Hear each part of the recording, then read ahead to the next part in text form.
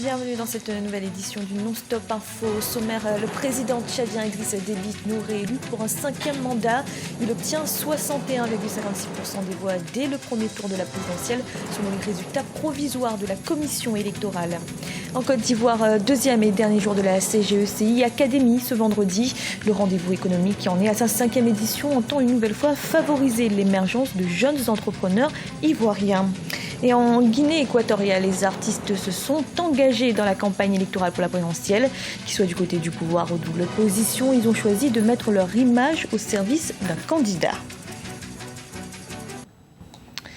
Le chef de l'État tchadien Idriss Déby Itno est donc réélu dès le premier tour de la présidentielle qui a eu lieu le 10 avril dernier. Selon les résultats provisoires proclamés ce jeudi par la commission électorale, il obtient 61,56% des suffrages. Le chef de l'opposition, Saleh Kebzabo, arrive en deuxième position avec 12,80% des voix. Au total, 13 candidats étaient en lice. La commission électorale nationale indépendante s'est également félicitée du déroulement des opérations de vote. On écoute Mbaye Jean-Pierre, président de la CENI. Un fichier électoral biométrique composé de 6 298 801 électeurs a été constitué. Le scrutin présidentiel a eu lieu le 9 avril pour les membres des forces de défense et de sécurité, le 9 et le 10 avril pour les nomades et les Tchadiens de l'étranger. Le dimanche 10 avril, c'est le tour de l'ensemble des Tchadiens de l'intérieur. Dans le but d'assurer la transparence du scrutin,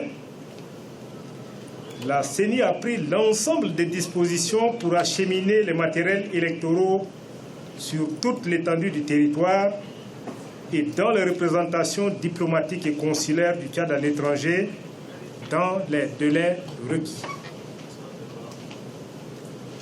La CENI saisit cette occasion pour féliciter l'ensemble des électeurs et des acteurs impliqués dans le processus électoral qui s'est déroulé dans le calme et la sérénité jusqu'à ce jour. En Côte d'Ivoire, c'est ce vendredi le deuxième et dernier jour de la CGECI Academy. Ce forum économique organisé par le patronat ivoirien se veut un lieu d'échange et de partage d'expériences, mais souhaite également être un tremplin pour de jeunes entrepreneurs ivoiriens. Reportage d'envoyé spécial Wendiam Valentin Compaoré. Tu as un projet, j'ai de l'argent, entreprenons ensemble. C'est sous ce thème que se tient la 5e édition de la CGCI Academy, un forum économique du patronat ivoirien. Ce forum a pour objectif d'inculquer l'esprit d'entreprendre aux jeunes. Pour Jean Kakou Diago, président de la Confédération générale des entreprises de Côte d'Ivoire, initiatrice de cette rencontre économique, il s'agit de permettre à ce pays de se transformer dans un avenir très proche en une nation d'entrepreneurs, car il existe un marché intérieur en pleine croissance. C'est d'abord les individus qui créent ces entreprises et ces entreprises qui grossissent, qui deviennent des symboles, qui deviennent leaders dans leur domaine et qui peuvent donner, qui ont un impact sur l'activité économique, sur le social, dans le pays. Plusieurs chefs d'entreprise considérés comme des modèles participent au forum en tant que panélistes. De l'homme d'affaires philanthrope Tony Elimolu du Nigeria ou encore le docteur Chris Kiribu du Kenya. Pour le patronat ivoirien, l'expérience doit être mise au service des plus jeunes. Nous avons voulu un thème à la fois provocateur et concret pour expliquer à tous ceux qui veulent entreprendre et que quand on a un bon projet, bien ficelé, on trouve toujours des partenaires. On trouve toujours des gens pour avancer les fonds nécessaires à la mise en place de ce projet. En 5 éditions, la CGCI Academy s'est positionnée comme un bel et puissant instrument de valorisation et de promotion de l'audace entrepreneuriale en Côte d'Ivoire. Et pour une dynamique du secteur privé, le patronat ivoirien souhaite mettre en place des stratégies capables de booster l'émergence de champions nationaux. Dans l'actualité également, le ministre congolais des Transports, Rodrigue Rodolphe Adada, est arrivé ce jeudi à Bangui, en Centrafrique. Il y a entamé des pourparlers avec son homologue Théodore Jousso, avec qui il a été question des différents accords de coopération entre les deux pays dans le domaine des transports.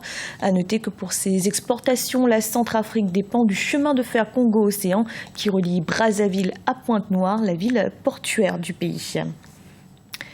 En Guinée équatoriale, la campagne électorale pour la présidentielle s'achève ce vendredi. Une campagne qui a été marquée par un engagement fort des artistes équato-guinéens. Certains ont même choisi d'appeler directement au vote pour un candidat à travers leurs chansons. Reportage de notre correspondant Policarpo et Doumassa, commenté par Deogras Espodo. Les artistes équato-guinéens engagés dans la campagne électorale en vue de l'élection présidentielle du 24 avril 2016. Les plus connus d'entre eux, Céline Samouraï, Texon et Petit Chabal ont mis leur notoriété et leur talent musical au service du candidat du Parti démocratique de Guinée équatoriale. Dans leurs chansons, ils rappellent les actions politiques et les qualités humaines du candidat. Sous contrat ou engagement artistique, les artistes s'en défendent.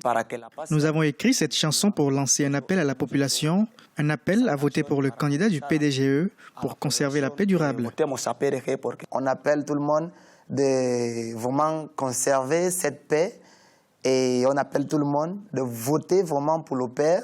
Déjà, et il va pas être très longtemps. Il nous dit déjà au revoir. Donc ça veut dire qu'il faut l'accompagner avec plein de joie parce qu'il nous a laissé avec les choses qu'on n'avait pas avant. Les artistes comme vecteur de diffusion de messages politiques est une réalité en Guinée équatoriale car la musique est omniprésente. Tandis que certains artistes sensibilisent la population à voter le PDGE, d'autres par contre appellent à faire le choix du changement. En cette période électorale, la musique est un bon moyen pour séduire les électeurs. Dans le cadre de l'élection présidentielle, les artistes jouent un rôle important. Et nos artistes ont lancé un message pour le changement, la liberté. Ils veulent un candidat qui travaille pour le bien-être de tous les citoyens. Et ce candidat, c'est bien celui de l'UCD. La campagne électorale est un moment très important pour ces artistes et peut booster une carrière. Dans un pays où les droits d'auteur ne sont pas souvent pris en compte, c'est souvent un bon moyen de s'assurer des contrats sur le long terme. Et du sport, à présent, notre journaliste José Douglas nous a rejoint. Bienvenue José. Oui, merci Fanny.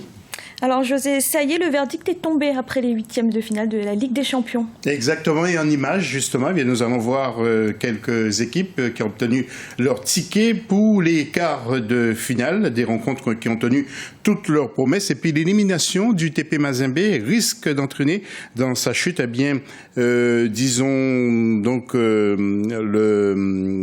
la rupture de contrat pour l'entraîneur Hubert Velud qui est en place actuellement. Alors nous avons aperçu Wydad, ASEC, AS Vita Club National et Niamba, Zesco United et bien sûr Zamalek. Alors maintenant, tableau Fanny, nous allons voir les résultats pour ces huitièmes de finale de la Ligue des Champions.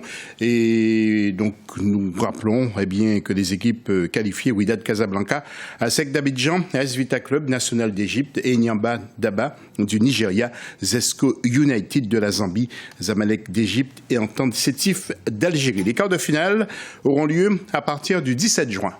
Et en Coupe de la Confédération, on connaît également les affiches des prochaines rencontres. Oui, un tirage au sort qui a été effectué entre les vaincus de la Ligue des Champions et les qualifiés en huitième de finale de la Coupe de la Confédération. Alors, bien sûr, les rencontres seront les suivantes. Olympique de Béja contre Espérance, Stade malien Fous de Rabat, Étoile du Sahel, CF Mounana, TP Mazembe, Stade Gabésien, Al-Hali de Tripoli, Miss Makassa, El Merek du Soudan contre Kakwab du Maroc, Youn Africans contre Sagrada Esperanza et Mamelodi Sundown contre Medeama du Ghana. Les matchs allés se dérouleront les 6, 7 et 8 mai et le retour 16, 17, 18 mai 2016. Et puis un mot de futsal pour conclure avec les demi-finales. Et oui, et les demi-finales qui auront lieu donc ce vendredi 22 avril avec deux belles affiches et des moins attendues malgré tout. Alors après ces belles images du foot en salle en Afrique du Sud, pour cette CAN, nous allons maintenant voir le tableau avec ces demi-finales. Donc, comme on vous le disait, Mozambique contre le Maroc, Égypte, Zambie, ces 4 équipes qui ont créé une vraie surprise